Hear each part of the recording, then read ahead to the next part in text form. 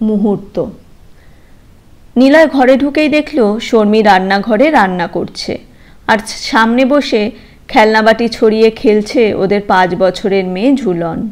সামনের ফ্যানটা চলছে ঠিকই, কিন্তু রান্নাঘরে ঘেমে নিয়ে এক সার শর্মী। রান্নার গরমে কষ্ট পাচ্ছে ওর মেয়েটাও, কিন্তু তাও এক নাগারে মায়ের সামনে বসে খেলে যাবে। খুব শান্ত আর লক্ষ্মী মেয়ে নিলয়ের। বাবাকে দেখেই হাতের পুতুলটা পাশে রেখে ছুটে আসলো ঝুলন। বলল, বাবা তুমি কখন আসলে? গরমে কষ্ট হচ্ছে। 5 বছর হয়ে গেল, এখনো আদো আদো করেই কথা বলে ঝুলন। মাথা ভর্তি কোকড়ানো চুল। নিলয় দেখল শর্মীর ওড়না দিয়ে আবার শাড়ি পরেছে, কপালে লাল টিপ। নিলয় বলল, কি ব্যাপার, আজ এত সেজেছে আমার ঝুলন মা? ঝুলন আদো আদো করে বলল, বারে, আমি যে আজ মা হয়েছি, দেখো না কত রান্না করলাম। তারপর একটু দাঁড়িয়ে দৌড়ে রান্নাঘরে চলে গেল ঝুলন। 1 গ্লাস ভর্তি করে জল এনে দিল। তারপর ওড়না দিয়ে বানানো শাড়ির আঁচল দিয়ে নিলয়ের কপালটা মুছিয়ে দিল। বাড়ি থেকে কিছু দূরেই নিলয়ের মস্ত কাপড়ের দোকান। দুপুর সন্ধেও বাড়ি এসে খাওয়া দাওয়া করে।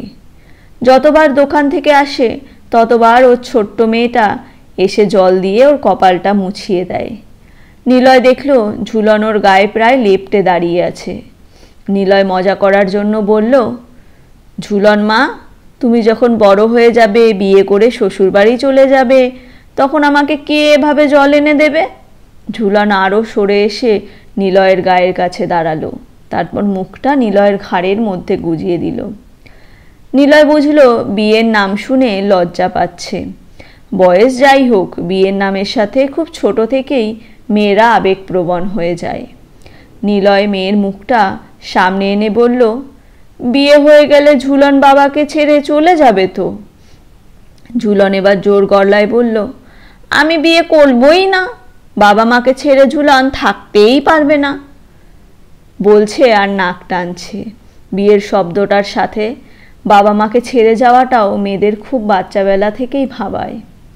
বাবা মেয়ের খুনসুটির মাঝেই ভাতের থালা নিয়ে হাজির হলো শর্মী। ঘড়ি দেখল নিলয় 2টো বাজে। এক্ষুনি খেয়ে যেতে হবে, ও গেলে তবে বাকি কর্মচারীরা খেতে পারবে। তাড়াতাড়ি হাতটা ধুয়ে উচ্ছে সেদ্ধ দিয়ে মেয়ের মুখে 1 দলা ভাত দিল। উচ্ছে একদম পছন্দ করে না ঝুলন, কিন্তু বাবা দিলে ঠিক খেয়ে নেবে।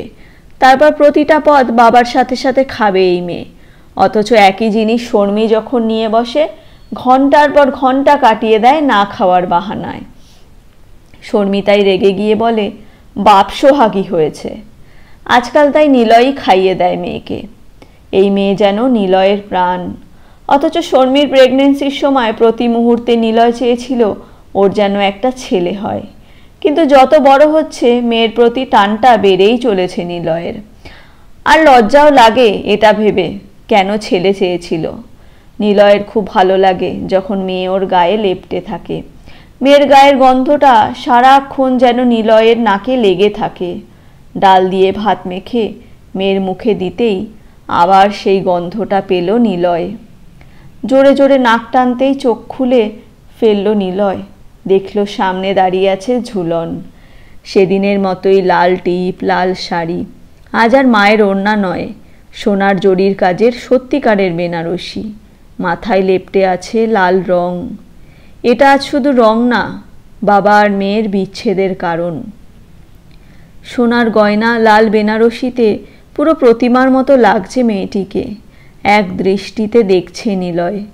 ওই সুন্দর মুখের মধ্যেই খুঁজে বেড়াচ্ছে ছোট্ট ঝুলনকে, যে সেদিন বাবার পায়ে পায়ে ঘুরত। বাবা, শরীরটা কি খারাপ লাগছে তোমার? ধরা গলায় বলল ঝুলন। দাঁড়াও, বলেই পাশের টেবিলে রাখা জলের বোতল থেকে 1 গ্লাস জল এনে দিল বাবাকে। নিলয়ও জলটা নিয়ে 1 চুমুক খেয়ে নিল। তেষ্টা না পেলেও মেয়ের দেওয়া জল এভাবেই সবসময় খেয়ে নেয় নিলয়। তারপর বাবার সোফার হাতলে এসে বসল ঝুলন। নিজের হাতের রুমাল দিয়ে নিলয়ের কপালটা মুছিয়ে দিতে দিতে বলল, বাবা, ওষুধগুলো সময় মতো খাবে, মাকেও খাওয়াবে। আর কিন্তু কেউ দেখার নেই তোমাদের, নিজেদেরটা নিজেদেরই করতে হবে।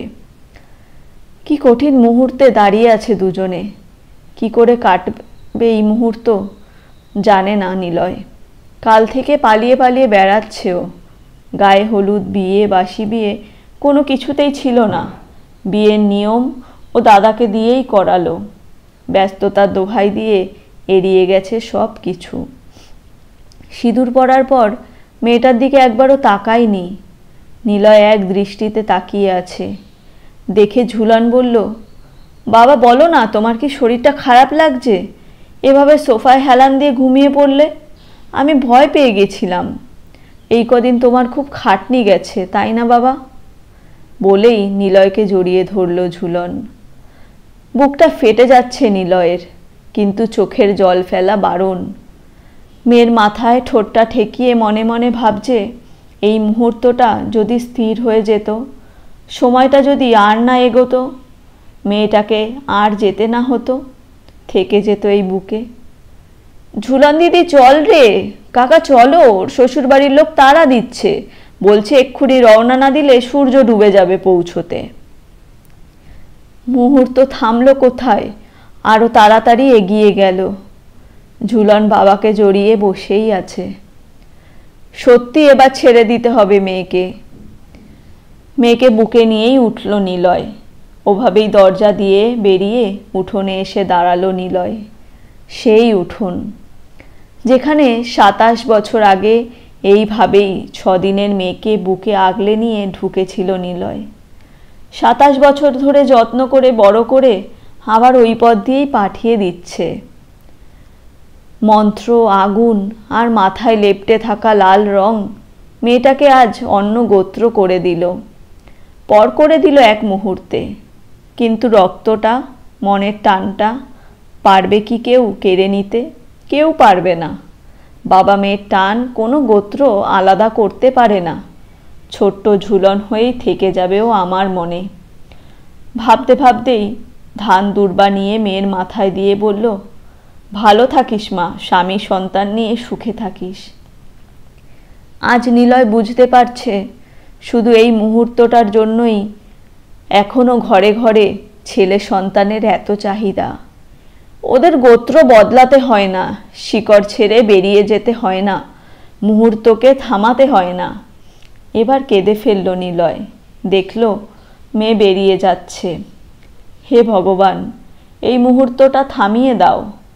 একমাত্র মেয়ের বাবা হিসেবে এই একটাই প্রার্থনা করে যাচ্ছে নিলয়, বারবার করে যাচ্ছে। ভালো লেগে থাকলে একটি লাইক করবেন, চ্যানেলটি সাবস্ক্রাইব করবেন।